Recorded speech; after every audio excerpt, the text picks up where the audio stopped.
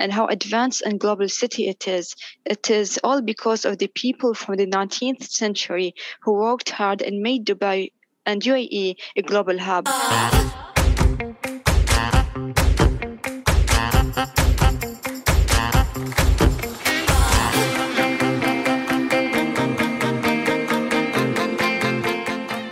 Hey Zesties! Welcome to another episode of Vanilla Zest podcast, where we share the sweet, sour, and zesty flavors of life. I've mentioned several times before that I've lived in Dubai for a few years, but haven't really talked much about it here at Vanilla Zest. So rejoice, as I have now an episode dedicated to Dubai, and what's more exciting is that this will be told from an expat's and locals' point of view. So for the first few moments of the episode, I will talk about some of my experiences and observations whilst I was in Dubai a couple of years ago. Then the next segment, you will be hearing from our Emirati guest. So please stay tuned to the second part if you'd like to know the locals' point of view. I lived in Dubai for a few years, and I'm going to share here my experience as an expat. So, by the way, I was also part of an episode at Banana Q podcast sharing on an overview of my Dubai experience. So today, I'll expound more on my experience and observations. So I came to Dubai sometime around 2016, so the conditions before might be very different now, especially with the pandemic. Expats are much welcomed in Dubai as much as there are local companies. International companies have offices there as well, as Dubai is a hub connecting the East and the West. So if you want to work in Dubai, you would need a work visa. The company that you will work for will provide you with a visa along with the insurance as well. So if your family is living with you, you can arrange with a company to have them included in your insurance as part of the salary package. There is no mandatory minimum wage in Dubai, so it will depend on you if you are willing to accept the salary that is offered. Because of this, competition is high. So whilst I was there, some companies specify in job advertisements about the nationality and educational background preference, such as must be a Western educated and of some sort of the candidates that they are looking for. However, this is strongly condemned by the UAE Labor Ministry, international conventions that the UAE is party to, and the national legislation specifically outlaws such practices. So Zesties, if you'd like to work in Dubai and if you see these types of advertisements, they are actually forbidden by the UAE government, so just be wary of that. In Dubai, I also noticed that the places are grouped in economic zones. So for example, there is Dubai Internet City, and Dubai Internet City, or DIC, is the region's dedicated tech hub. It's very green, full of grass, trees, and ponds. You would love working there. If you work in financial institutions, most likely your office will be situated in Dubai Financial Center. I love this area as well. It's actually where Dubai Mall is. Did I say that Dubai Mall is such a pretty place? So DIFC is the financial hub in the Middle East, Africa, and South Asia markets, known for an independent, internationally regulated and judicial system, common law framework, global financial exchange, tax-friendly regime, and large business community. It's one of Dubai's independent free zones and offers companies 100% ownership without the need of a local partner. This zone is pretty posh as well, and one of the companies that I've worked for in the Philippines has an office there. The weekends in Dubai are Fridays and Saturdays, so it was a pretty rough adjustment for me at first. The Muslims go to mosques on Fridays, and for Christians, there are church masses on Fridays and Saturdays. When I first arrived there wasn't any VAT or income tax. However, in 2018, the UAE has implemented VAT of 5%. There is currently no personal income tax, so rejoice my Zesties if you want to work in Dubai. So there are no individual tax registration or reporting obligations of some sort. I remember that when UAE first implemented its VAT, the rent prices went down, so that was pretty cool. The rent would obviously depend on the area where you're situated, as well on whether it's an apartment or a villa. I personally liked living in Dubai Marina. Certainly my favorite area to live in. My husband and I also lived in JLT as well, which is just opposite of the road to Dubai Marina.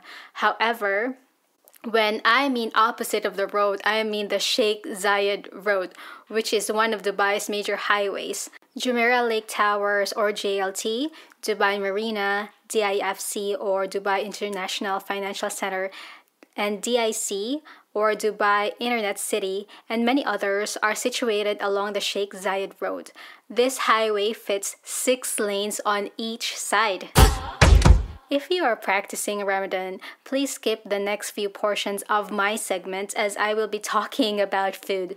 When I did my interview with my guest, which you will hear on the next few moments, it was before iftar, which is the evening meal, the breaking of the fast. So I tried to refrain myself from mentioning about food as I certainly respect the Islam practices. However, for this portion of the episode, I will be talking about my food experience in Dubai, one which I truly miss.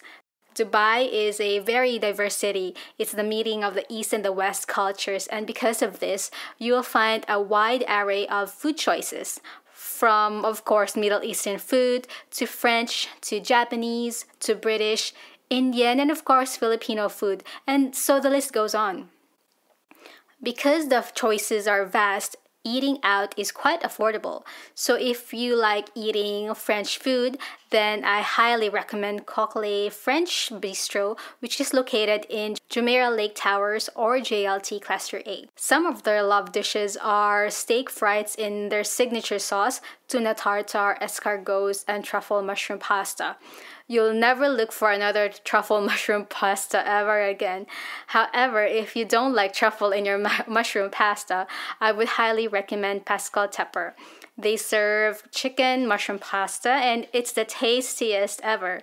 It's a casual dining place at Dubai Internet City, so most people who work in that area eat there. And because it's French, who wouldn't equate it with bread and pastries, right? So they do serve oven-fresh bread and a range of chocolates and dessert pastries. If you're looking for an eclectic and quirky type of fusion food, then Molecule Bistro Royal is the place to be. It's located in Dubai Design District or D3, and it's the design restaurant of this area.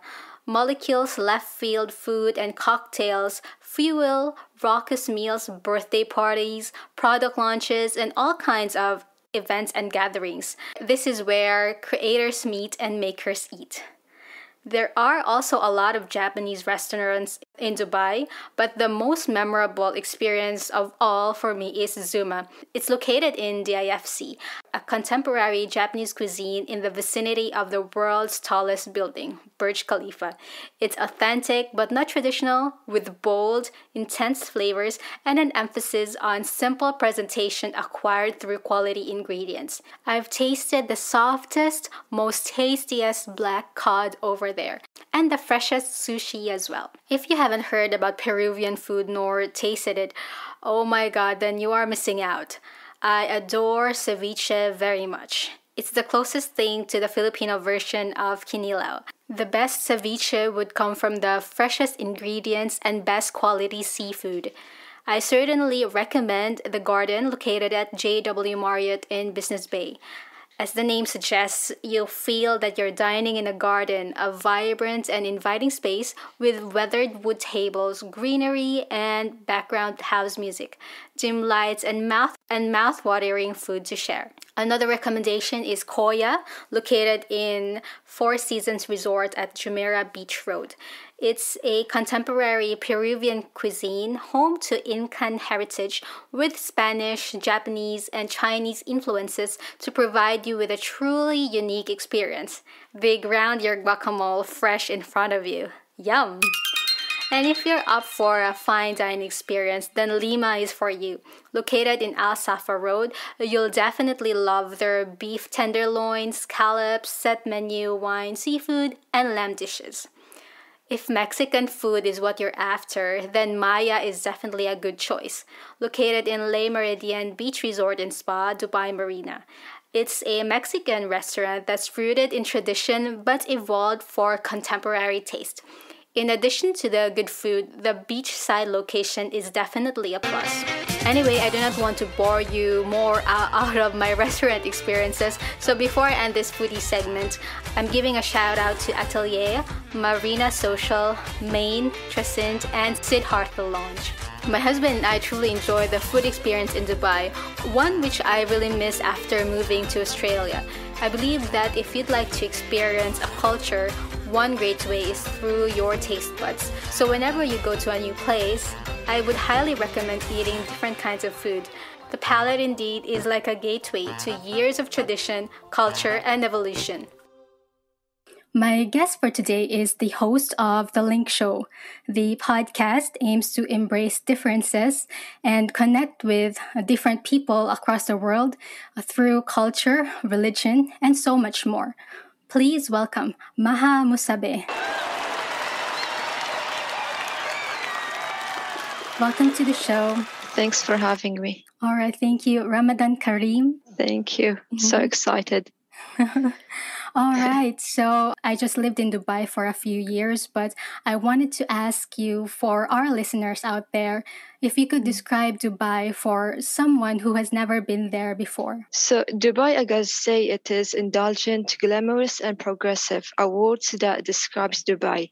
Dubai, it is a city for travel destinations and business travelers. And what I actually love about my country is that it is a diverse country that also has diverse people. It allows us to meet people from different parts of the world. Dubai also combines a modern metropolis with a timeless sensibility and Arabian flair. All right. Yes, it's really a glamorous city, I'd say. And even when I moved here in Australia, I could really feel and see the difference, and I kind of miss that luxurious feel to it. Around this time, within April 12th to May 12th, depends on the moon, right? So it's Ramadan.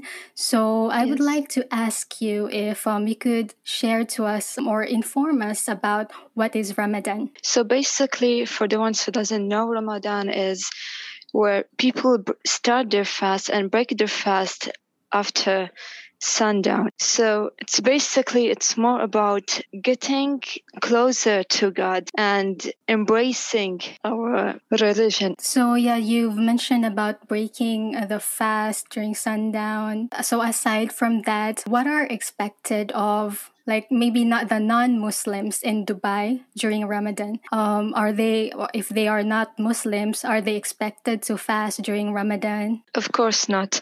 Here the restaurants are open. Everything is open for the tourists except for the Muslims.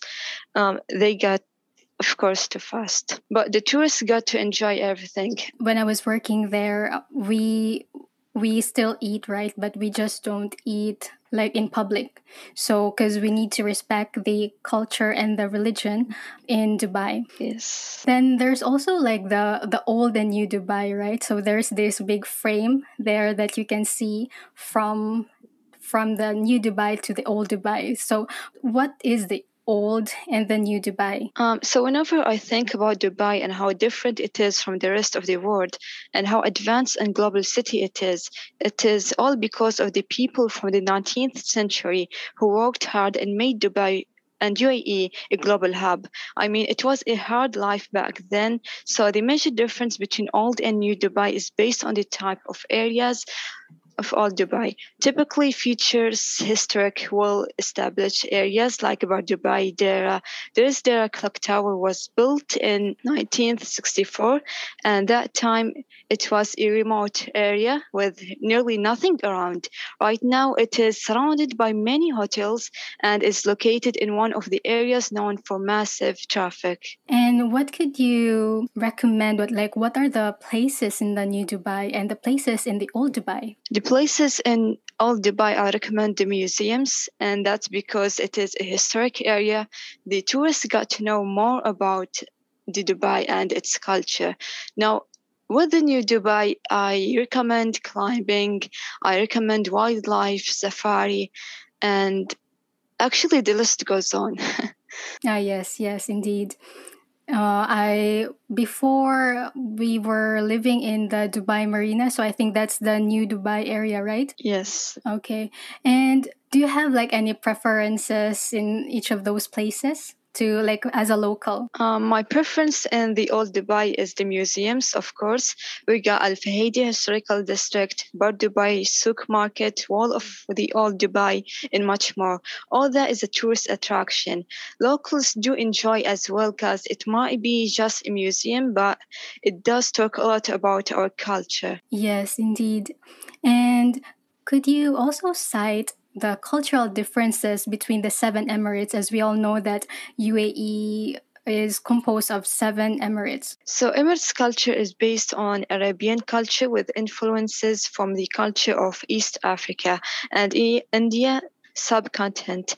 And now it's actually Ramadan for those who, as I said, it is a month where we fast and break our fast. We normally start with dates, milk, and water. So, with regards to cultural differences within the seven emirates, so it's mostly identical because they come from the same or almost the same culture, like the East Exactly. Africa. Okay, because there are a lot of foreigners in Dubai, right? And Yes. people who want to come to Dubai. So this episode, we would like to debunk the Dubai myths that are circulating for out there, and people might not know and believe the wrong thing, right?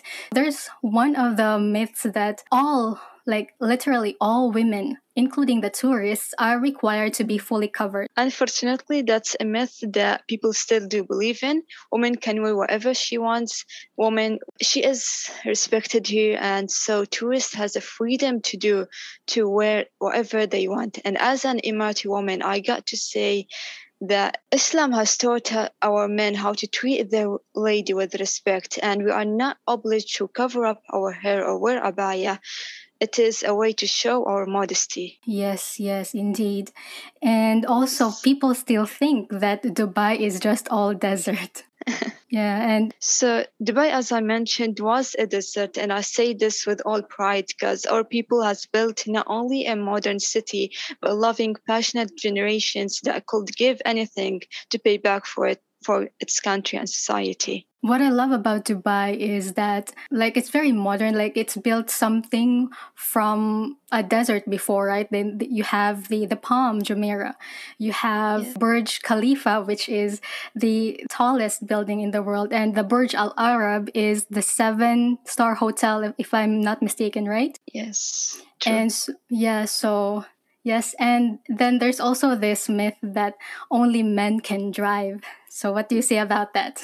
That's one of the myths that most people believe in, which is not true, of course. Women are enjoying maximum freedom to the best, so they do drive as long as they have the license, and same applies to men. Yep, exactly. There was something new that was introduced back when I was still there. It was the Kareem women taxi, like the pink ones. Oh, yes. Yeah. So I think it was kind of new when I was there, but yeah. And also, people still think that you cannot practice other religions in Dubai. So what do you say? I'm so sad to hear that. But as I said, it's a diverse country that has diverse people, and that what makes it beautiful. So, with that being said, here we have a year of tolerance. The year of tolerance embodies the approach adopted by UAE since it's established to be a bridge of communication and respect. So, of course, there is other religions and practiced here. So, you can also see a mosque beside a church. We as Muslims do respect all the religions and cultures. Yes, and I remember before I was still there, they are planning to build a city where different religions or different churches will be built. Yes, true. Yes, there's another misconception about the foreigners cannot drink there, like party or anything like that. But then, yeah, but of course, as you've mentioned before, it's a very diverse culture. Yes, true. Yeah, and as long as they have the license to buy, then and they're they are not Muslims and they are foreigners, then they can drink whatever they want.